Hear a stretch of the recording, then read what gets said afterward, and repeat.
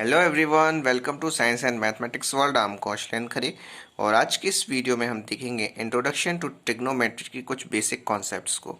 ये सारे basic concepts आपको पूरा चैप्टर सॉल्व करने में बहुत ही ज़्यादा यूज़फुल होने वाले हैं। तो चलिए शुरू करते हैं। इंट्रोडक्शन टू ट्रिग्नोमेट्री में जो वर्ड ट्रिग्नोमेट्री है वो कहाँ से डेराइव हुआ है? वो डेराइव हुआ है ग्रीक वर्ड ट्राई, गॉन और मैट्रॉन से। तो ट्राई मीन्स होता है थ्री, गॉन मीन्स होता है साइड्स एंड मेट्रोन मीन्स होता है मेजर। तो इसका मतलब है कि measuring the three sides of triangle. तो इसमें कौन सा ट्रायंगल यूज़ होता है? यहाँ पे हम हमेशा याद रखिएगा आप कि हम हमेशा इसमें राइट एंगल ट्रायंगल यूज़ करते हैं। इसमें है ट्रिग्नोमेट्री इज द, उसकी डेफिनेशन क्या होगी ट्रिग्नोमेट्री की? Trigonometry is the study of relationship between the sides and the angles of a triangle. हो गया।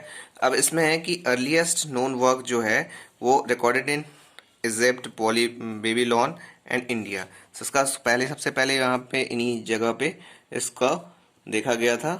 और जो सबसे पहले एस्ट्रोनॉमर्स थे वो हमारे वो क्या करते थे? डिस्टेंसेस फाइंड आउट करते थे प्लैनेट्स की, स्टार्स की, अर्थ से। तो उसके लिए वो टेक्नोमेट्रिक कॉन्सेप्ट्स का यूज़ करते थे। और आज जो टेक्नोमेट्री है वो कहाँ इंजीनियरिंग में यूज़ होती है, फिजिकल साइंस में यूज़ होती है। अब चलते हैं देखते हैं कुछ और। अब यहाँ पे देखिए ये ट्रिग्नोमेट्री स्टार्ट होती है राइट ट्रायंगल से। राइट ट्रायंगल हम लोग ने बचपन से बहुत बार पढ़ा है। यहाँ भी देख लीजिए, ये है ABC आपका राइट एंगल ट्रायंगल। इसमें जो सामने जो बी एंगल है वो 90 डिग्री का है और बी एंगल के जस्ट सामने वाली जो साइड होती है उसको हम बोलते हैं हाइपोटेनियस। ठीक है, अब हाइपोटेनियस होगी।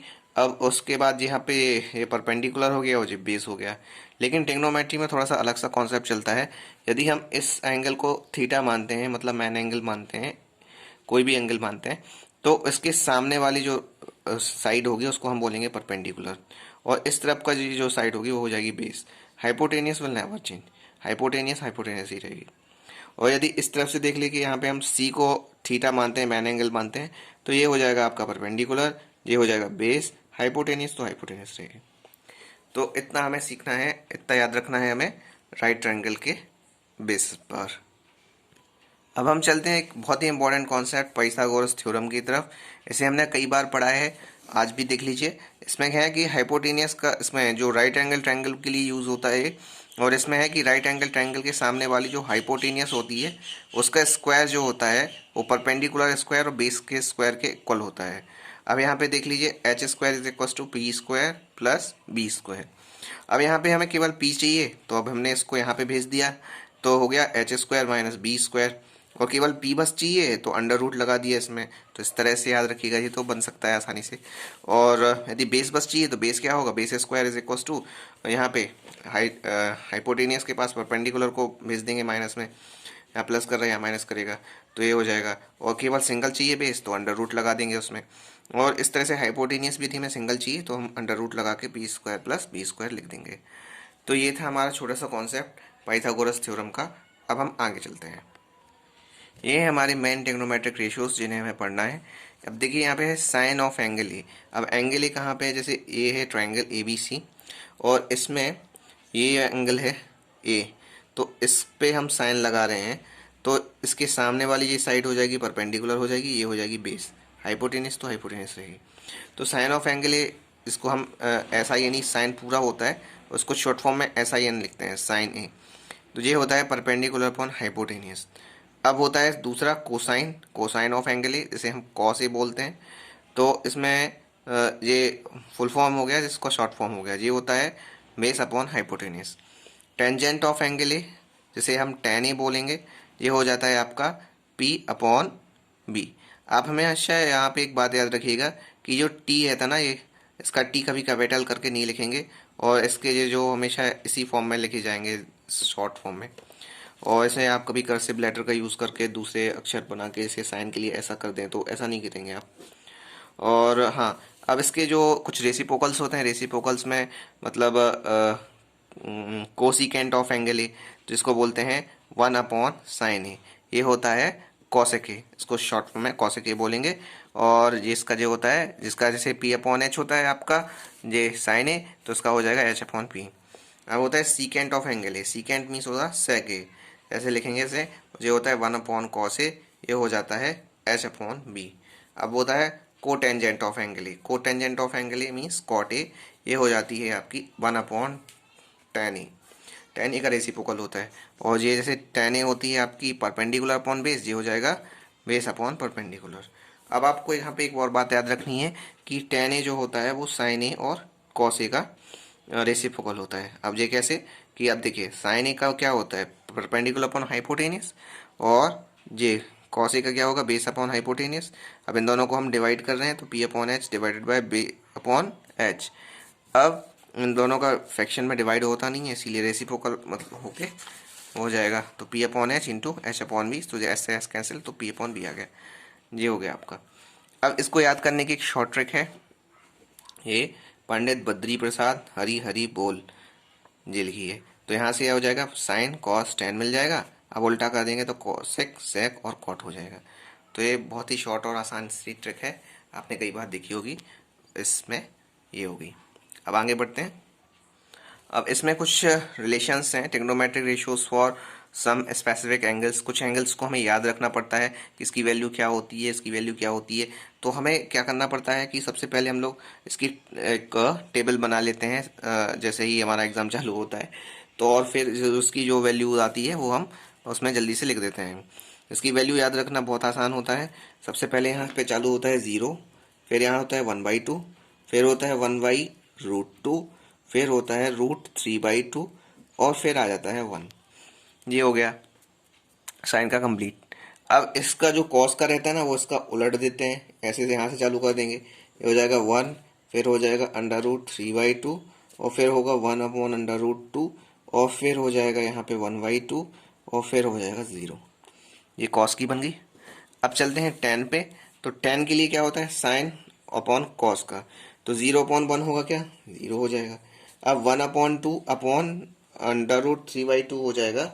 तो इससे क्या होगा 2 से 2 कैंसिल, तो ये हो जाएगा से क्या है 2 से 2 कैंसिल हो जाएगा, और ये बचेगा अपॉन 1/√3। और इसका 45 के जे कैंसिल हो जाएंगे दोनों, इसमें 1 बचेगा। और यहाँ पे होता है √3, 2 से 2 कैंसिल हो जाएगा, और यहाँ पे होगा 1/0। तो 1/0 तो कुछ होता नहीं है, इसीलिए इनफाइनाइट होता है, नॉट डिफाइंड। अब कॉसेक के लिए देख लेते हैं। तो कॉसेक ये क्या होगा 1/sin ए, तो 1/0 करेंगे तो ये इनफाइनाइट हो जाएगा। अब इसका करेंगे 1 इसको पलट देंगे तो हो जाएगा 2। अब इसको पलट देंगे तो ये हो जाएगा √2। अब इसको पलट देंगे तो ये हो जाएगा 2/√3, और इसका पलट देंगे तो केवल 1 ही रहेगा।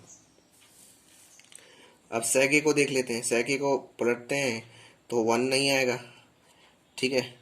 और इसका करेंगे तो हो जाएगा 2/√3, और इसका होगा √2, इसको यदि हम पलट देंगे तो, और यहाँ पे जो है 2 का 2/1 हो जाएगा 2, और फिर है जैसे 0/1 है तो 1/0 करेंगे तो ये इनफाइनाइट हो जाएगा। अब बताया कॉट ए। तो कॉट ए का जो tan ए का है उसको हम पलटते जाएंगे, तो अब 0/1 है तो 1/0 करेंगे तो ये इनफाइनाइट हो जाएगा। अब बचा ये, तो इसको हम पलट देंगे तो ये हो जाएगा 2/√, नहीं सॉरी 1/√3 है तो ये हो जाएगा √3/1। इसका पलटने का के बाद ये मिलेगा, तो ये हो गया √3/1 मीन्स √3 ही हो जाएगा केवल।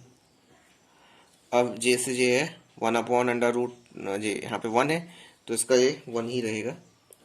और जैसे ये है √3/1 तो ये हो जाएगा 1/√3, और ये हो जाएगा ये इनफाइनाइट, इनफाइनाइट अपॉन 1 करेंगे तो 1/इनफाइनाइट होगा तो 0 हो जाएगा।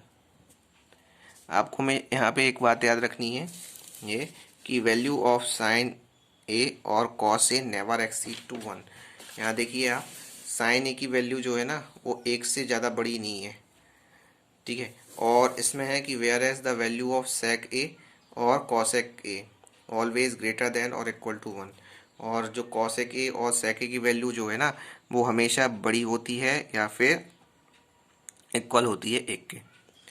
तो ये था हमारा trigonometric ratios, trigonometric ratios for some specific angles. अब चलते हैं इसके बाद ट्रिग्नोमेट्रिक आइडेंटिटीज़ के पास। ये जो 3 आइडेंटिटीज़ दी हैं ना यहाँ, ये बहुत ज़्यादा इंपॉर्टेंट है, इन्हें आपको याद अच्छे से करना चाहिए। अब यहाँ देख लीजिए है कि ना, sine square theta plus cos square theta is equal to 1, और ये होता है 1 माइनस, इसको यहाँ पे भेज दें तो 1 साइन को यहाँ भेज दें, प्लस का है यहाँ माइनस का हो जाएगा, 1 minus cos sine square theta is equal to क्या बचेगा, कॉस स्क्वायर थीटा। और यहाँ पे यदि कॉस, इसको कॉस स्क्वायर को भेज दें तो यहाँ पे साइन बस बचेगा, तो 1 minus cos square theta is equal to sine square theta, ये होता है। अब चलते हैं सेकंड पे। सेकंड में क्या है, 1 plus tan square theta is equal to sec square theta, और यहाँ पे इसको भेज दें यहाँ पे, तो 1 इज इक्वल टू होगा sec square theta minus tan square theta, ये हो गया। अब जैसे 1 plus cot square theta is equal to cosec square theta होता है, तो हम ऐसे कॉट को यहीं रहने देते हैं और इसे यहाँ भेज देते हैं, तो ये हो जाएगा कोसेक स्क्वायर थीटा माइनस 1। इस सबको हमें कन्वर्जन के लिए काम आएंगे यहाँ की चीज़ के। अब यहाँ पे है trigonometric ratios for complementary angles, यहाँ पे ध्यान रखना है हमें। यहाँ देखिए साइन 90 माइनस थीटा जो होता है वो होता है cos theta, cos 90 minus theta जो होता है sine theta, tan 90 minus theta होता है कॉट थीटा, और कॉट 90 माइनस थीटा होता है tan theta, sec 90 minus theta होता है कॉसेक थीटा, और कॉसेक 90 माइनस थीटा होता है सेक थीटा। इसे कैसे याद रखें, sine cos tan cot sec cosec, बस ऐसे ही है, sine cos cos sine, tan cot cot ten, sec cosec cosec sec, बस इतनी सी चीज़ से आपका हो जाएगा। तो आज के इस वीडियो में हमने सारे कॉन्सेप्ट्स डिस्कस कर लिए, इसमें हमने सारी आइडेंटिटीज़ वगैरह सारी चीज़ें देख ली, और अब आगे के बचा हमारा चैप्टर। तो पूरे चैप्टर को डिस्कस करने के लिए देखने के लिए आप हमारे चैनल को सब्सक्राइब कर लें, और इसे अपने दोस्तों के साथ भी शेयर करें जिससे उन्हें भी इसका फ़ायदा मिल सके। और इसे प्लीज़ वीडियो को ज़रूर से लाइक कर दिया करें, और कमेंट करके हमें बताएं कि आपको ये वीडियो कैसा लगा। मिलते हैं अगले वीडियो में। गुड बाय, जय श्री राम।